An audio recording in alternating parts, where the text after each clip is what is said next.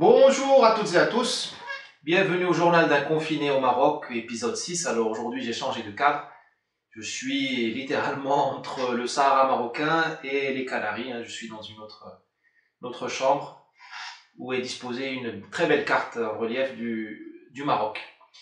Passons à l'essentiel, je voudrais vous parler du confinement qui est une expérience, je dis, exceptionnelle, historique, du jamais vu, inédit pour nous toutes et nous tous. Et je me suis dit finalement que nous sommes en train de prendre plusieurs leçons magistrales de sciences politiques. Nous sommes littéralement remis à notre place, nous autres simples citoyens et simples individus. La comédie des droits de l'homme, de l'individualisme, de l'individu au centre de la civilisation est en train d'être démystifiée, les mises entre parenthèses. Ce théâtre qui est mise en place, disons qui a été mise en place après la Révolution française pour aller très vite et prendre plein de raccourcis, eh bien, il est révélé au grand jour comme un théâtre, une grande comédie que nous ne sommes tous plus à jouer.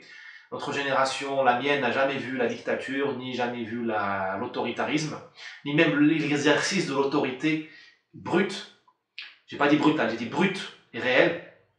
Toute l'autorité a été toujours mise dans des gants de velours, de droits de l'homme, d'état-providence, d'état bienveillant, d'état maman. Et là, nous avons droit à l'exercice de l'autorité réelle. C'est-à-dire que nous sommes remis à notre place, nous ne sommes rien devant l'État. Quand un être collectif comme l'État ou n'importe qui, même une personne avec un fusil, ou un gangster, ou un bandit, ou un chef de tribu, je dis n'importe qui, vous empêche de sortir de chez vous, et bien c'est lui qui a le pouvoir. Alors vos droits de l'homme, vos diplômes, votre patrimoine financier, votre argent ne vous sert à rien. C'est le rappel qui est fait aujourd'hui. À chaque fois que je vais au marché, je me fais cette réflexion. Bien sûr, je suis arrêté à des barrages de police, j'allais dire exquis, parce que les policiers sont très, très courtois, très professionnels. Il n'y a pas d'humiliation, il n'y a pas de... Mais bon, la scène qui se joue n'est plus la même. Le scénario a changé. On n'est plus dans la chimère, on ne fait plus semblant que l'État arrive après le citoyen. Là, l'État est ici et nous, les citoyens, nous sommes des minus, des petites choses devant la majesté de l'État, la superbe de l'État. C'est lui qui a l'autorité puisqu'il décide de mon droit d'aller au marché ou d'aller à la pharmacie et de mes horaires de sortie. Et je dois porter sur moi un document un document dérogatoire et mes papiers d'identité. Magistrale leçon de sciences politiques que nous avions tous oublié. Une leçon qui me fait plaisir parce qu'il y a plein de marginaux, d'éléments, je ne vais pas dire pathogènes, mais vous m'avez compris, qui ont exagéré dans les libertés, dans la pratique des libertés. Là, tout le monde est remis à sa place. Les gens qui sont dans le contrat social, qu'ils respectent, et les gens qui sont à la marge. Bon, il ne me revient pas de critiquer le confinement, je m'y astreins volontiers, mais la leçon, moi je l'ai prise, le message 5 sur 5, et j'espère que vous l'aurez reçu 5 sur 5, où que vous soyez en France, en Belgique, dans tel pays francophone, même au Brésil, c'est la même chose. L'État nous redonne une leçon. Et d'ailleurs, donc ça veut dire que nos libertés étaient tolérées. Nos libertés ne sont pas sacrées. Ce qui est sacré, c'est l'État, le Léviathan, la loi du plus fort. Mais quelle loi du plus fort? Sublime loi du plus fort. Quand le plus fort est l'État. Je préfère répondre à l'État, quitte à le critiquer, mais je préfère obéir à l'État qu'un voyou ou qu'un chef de tribu qui aura le droit de vie ou de mort sur moi. Je préfère l'État. Et d'ailleurs, ça me fait penser aux droits de l'homme, aux ONG des droits de l'homme qui, depuis 40 ans, nous mettent dans un bain de culture, nous parler des droits de l'homme. Mais quel est leur vrai combat? Était-ce la lutte contre l'État ou la défense des droits de l'homme? Je me pose la question, je ne veux pas jeter d'anathème ou faire de la provocation, mais réfléchissez avec moi. Moi, j'ai rarement vu les ONG des droits de l'homme critiquer le cartel de Sinaloa, El Chapo Guzman, ou Pablo Escobar quand il était vivant, ou les cartels colombiens, ou tous ceux qui violent, dissolvent les gens dans l'acide, ou coupent les têtes du Congo au Mexique en passant par, je sais pas moi, l'Asie du Sud-Est, ou le Pakistan. J'ai jamais vu ça vraiment. Vous regardez les rapports des ONG, les principales, celles qui ont pignon sur rue, c'est toujours une attaque frontale contre l'État au nom des droits de l'homme. Et là, je trouve que l'État est en train de remettre les pendules à l'heure. Alors bien sûr, c'est le corona, nous avons le contexte qui va bien, mais réfléchissez avec moi quand même. Quels sont les combats, quelles sont les idées en fait qui transforment l'histoire, qui portent l'histoire, parce que l'histoire est portée par des idées fortes et cette idée forte qui était des droits de l'homme, là je trouve qu'elle arrive à ces contradictions. Était-ce une attaque frontale contre l'État ou bien une vraie défense de l'individu? Posez-vous la question. Je vais vous parler des droits de l'homme, parce que, enfin des cartels. Les cartels, au fait, ce sont des experts en sciences politiques. Ils ont une expertise, une science politique innée, puisqu'ils contrôlent des immenses territoires, des centaines de millions d'individus. Pensez au Mexique, par exemple, ou même certaines banlieues françaises, même si le niveau d'intensité est différent, sans avoir à séduire les gens, sans avoir à dépenser des milliards d'euros avec des cartes d'assistance sociale ou des services sociaux, ou sans distribuer de bonbons et de bisous. Qu'est-ce qu'ils font les cartels? Que font les bandits? Que fait Al-Qaïda? Que fait Daesh? Que font les milices en Centrafrique? Eh bien, le couvre-feu et l'état d'urgence, elles limitent les allées et venues de la population, tout simplement. Et mon héros, David Galula, auquel j'ai consacré un livre, le père de la contre-insurrection française, ou même internationale, je dirais, nord-américaine aussi, eh bien, il disait, on ne peut pas grand-chose face à un homme qui a un fusil. Eh bien oui, avec un fusil ou un canif, avec la force brute, avec la violence, on peut vous imposer tout, notamment l'essentiel qui est le droit d'aller et de venir. Et ça, c'est la deuxième leçon. On s'est un peu fourvoyé, nous, grande démocratie libérale. Je me place dans ma peau, j'ai un pied en France, dans la civilisation française, donc je dis nous. Nous sommes un peu fourvoyés en croyant qu'il fallait absolument séduire la population pour être obéi, obtenir son consentement, voire s'en faire aimer. Eh bien, nous prenons une leçon là, de la part des cartels, et là, de la part des cartels, des violents, et de la part de ce système de l'état d'urgence.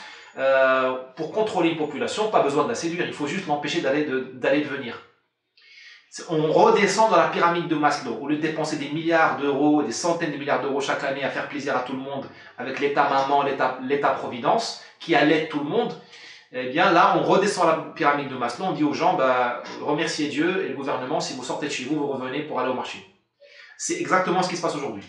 Encore une fois, je perds un peu de temps, je ne suis pas contre le confinement, je tire juste des conclusions. Je pense qu'il y aura un avant, un après. Troisième leçon que je tire, c'est que tout pouvoir est oppression. C'est une oppression de ne pas pouvoir sortir de chez soi. C'est une bonne oppression, puisque c'est pour notre bonne santé, pour la solidarité. Mais c'est une oppression. Et tout pouvoir est oppression, pas seulement le pouvoir d'un État, comme l'État français, ou espagnol, ou autre, non, ou brésilien, ou autre. Non, tout pouvoir est oppression par essence. Même le pouvoir des féministes, ou le pouvoir des minorités sexuelles, ou autres, ou écologistes. Tout le monde se présente comme distribuant des roses et des pétales de roses et de l'eau parfumée, de bons sentiments, des bonnes énergies. Tout le monde se défend, tout le monde se présente comme porteur du bien, mais en réalité, les gens exercent un pouvoir basé sur l'oppression. Vous ne pouvez plus critiquer, il y a plein de discours aujourd'hui que vous ne pouvez plus critiquer parce que vous risquez la mort sociale. Donc c'est une oppression. Quelqu'un qui vous condamne à la mort sociale, c'est un oppresseur. Ce n'est pas un bienfaiteur. Cela ne veut pas dire que le féminisme soit mauvais. Cela ne veut pas dire que les droits des minorités, que certains lobbies soient mauvais. Moi, souvent, je suis d'accord avec plein de choses qu'ils disent. Et être féministe au Maroc et sympathique à la cause homosexuelle au Maroc est un acte d'héroïsme. Donc je m'en réclame. C'est facile de le faire en Europe. Donc je vous dis, c'est pas le problème n'est pas là. Le problème, je vous dis, c'est que pour certaines causes, même les meilleures, suivez bien mon raisonnement, même les meilleures causes, même les causes les plus nobles, et je crois que dans le féminisme, il y a beaucoup de noblesse, il faut un degré d'oppression, donc un certain degré de méchanceté. Il y a toujours un côté sombre. Et nous le voyons aujourd'hui. Nous voyons ça au grand jour. Et ce côté sombre, on n'a pas attendu l'État Léviathan, l'État marocain, l'État français, l'État suisse, l'État russe pour s'en rendre compte. Hein. On n'a pas attendu Machiavel. Hein. Machiavel a tout dit, hein. Il suffit de le relire. Alors, je vous invite pendant le confinement à relire Machiavel, le prince. On n'a pas attendu tout ça. Les religions l'ont inventé. Qu'est-ce que le confinement? Le confinement est dans la religion. Vous prenez toutes les religions monothéistes que je connais un peu, les autres je les connais beaucoup moins bien, il y a partout des régimes alimentaires. Qu'est-ce qu'un régime alimentaire? C'est un confinement. Vous ne pouvez pas manger avec autrui qui n'est pas de votre religion, parce que vous ne pouvez pas manger kasher avec lui, vous ne pouvez pas manger halal avec lui. Qu'est-ce que le ramadan, si ce n'est un confinement de fête? Vous pouvez pas sortir, enfin, c'est pas que vous pouvez pas sortir de chez vous, mais vous avez des impératifs alimentaires, vous pouvez pas, pendant la journée, vous n'avez pas une mobilité extraordinaire parce que il vous manque du sucre, de l'énergie, faut réfléchir un petit peu. Encore une fois, je ne suis pas contre le ramadan, je suis musulman, je l'assume. Je vous dis juste, comprenez-moi. Vous pouvez pas faire le ramadan quand vous vivez dans une société multiculturelle, vous êtes en minorité. C'est très difficile. Donc les religions cherchent le confinement, elles cherchent à faire des liaisons, elles cherchent à lier une communauté. Elles ont besoin d'une communauté. Pour créer la communauté, vous devez l'isoler en la confinant de temps en temps du reste de la population. Vous pouvez penser avec moi à ce qui se passe à Shabbat pour les juifs. Les catholiques, vous avez tout un rituel où on isole les gens dans l'église le dimanche avec tous les horaires. Les religions gèrent vos horaires. Bon, maintenant, elles sont plus tout à fait respectées, mais vous voyez le culte, il est très clair. C'est une prise de pouvoir sur votre agenda et vos lieux de vie. Là où vous pouvez aller, voilà où vous ne pouvez pas aller. Il y a des endroits qui sont tabous. Qu'est-ce que c'est que le tabou?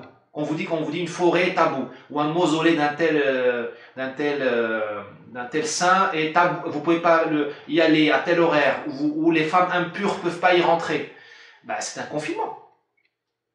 Et pourquoi les religions font ça? Elles font ça. Alors, je ne rentre pas dans l'aspect spirituel, je ne juge pas les religions. Moi-même, je vous dis une énième fois, au risque de me répéter, mais je voudrais bien calmer les snipers. Je suis musulman, je l'assume. Mais pourquoi les religions font ça? C'est pour vous apprendre à obéir. Quand on vous gère quand on vous donne des micros-ordres, des micros-instructions comme ça, des choses à la limite banales, mais du quotidien, tous les jours, on vous apprend la mécanique de l'obéissance. Ça s'appelle le consentement. Et le consentement devient automatique. Le FLN, pendant la guerre d'Algérie, pendant qu'il était au stade de la guérilla, qu'est-ce qu'il a fait en arrivant? Il a interdit la cigarette. Alors, on s'en fout de la cigarette en tant que telle. La cigarette n'est pas un acte pro-français. Mais quand on vous interdisait la cigarette dans les douars, dans les villages algériens, ou même ça c'est peut-être passé ailleurs, je prends juste l'exemple comme ça du FLN, entre 54 et 62, quand vous interdisez aux gens de fumer, vous leur apprenez à vous obéir. Ensuite, il est beaucoup plus facile de leur imposer un couvre-feu, ou de leur demander de vous héberger pendant votre fuite, ou de vous demander d'être une nourrice, comme on dit maintenant dans certains quartiers, c'est-à-dire de garder votre matériel, votre nourriture, vous soigner, et ainsi de suite. Voilà, j'en ai fini avec ce volet de sciences politiques. Donc nous avons droit à une leçon de Sciences Po sans faire Sciences Po, juste grâce au confinement. Pour terminer sur une note plus légère, je fais le tri dans les affaires de mon père et j'ai trouvé des livres magnifiques d'Hubert Védrine. Je suis en train de lire, je ne sais pas trop en parler, mais bon, j'ai un immense respect pour ce monsieur qui, bien que venant d'un bord politique qui n'est pas le mien, a été un excellent ministre des Affaires étrangères, digne de la France. On peut ne pas être de mon camp politique, bien évidemment, mais si on est digne de la France, oui, ces personnes-là ont droit à ma plus grande admiration, le plus grand soutien de tous les instants. Gabriel Garcia Marquez, dans le texte en espagnol, c'est son dernier livre, je crois qu'il était déjà mal de la tête, je crois qu'il avait déjà Alzheimer. C'est juste avant l'épisode d'Alzheimer. Vivir para contarla, je l'ai lu en espagnol il y a un bout de temps déjà. Je l'ai retrouvé ici dans mes affaires. Parce que je transfère des affaires au Maroc dès que je viens du Brésil, une ou deux fois par an. Ce livre, j'ai lu les 30 premières pages d'une traite. Très bien écrit, Gabriel Garcia Marquez, pas besoin de publicité. C'est sa biographie, mais très personnelle, il raconte la relation avec sa mère, notamment. Et puis, un livre qui m'a beaucoup impacté, je conseille à tout le monde, Hector Abad, L'oubli que nous serons. Alors, Garcia Marquez est un Colombien, bien évidemment, un Colombien du Caraïbe, de la région de Santa Marta. Et Hector Abad est un gars de Medellín, un antioqueño, ma région préférée en Colombie. Et il a écrit un livre sur son père, L'oubli que nous serons. Un livre qui m'a beaucoup marqué, parce que je me suis beaucoup inspiré de lui pour faire mon livre sur mon père. Ça s'appelle Mon père, le Maroc et moi. C'est un adieu au père. Et son père était un professeur de faculté de gauche, dans les années fin 70-80 à Medellín, et il s'est fait tuer par les cartels, je crois, ou par les milices de droite, je ne sais plus, parce qu'il était humaniste, parce qu'il défendait les droits de l'homme dans un pays extrêmement dangereux. Et ça me fait penser, le jour où j'ai acheté ce livre à la librairie Gallimard de boulevard Raspail à Paris, j'ai croisé M. Védrine dans la librairie. Bon, j'ai pas osé l'aborder, je suis d'un naturel timide. Et voilà, donc je ne sais pas pourquoi ces livres sont tombés entre mes mains ce matin. et j'ai pensé à... et les choses se sont connectées.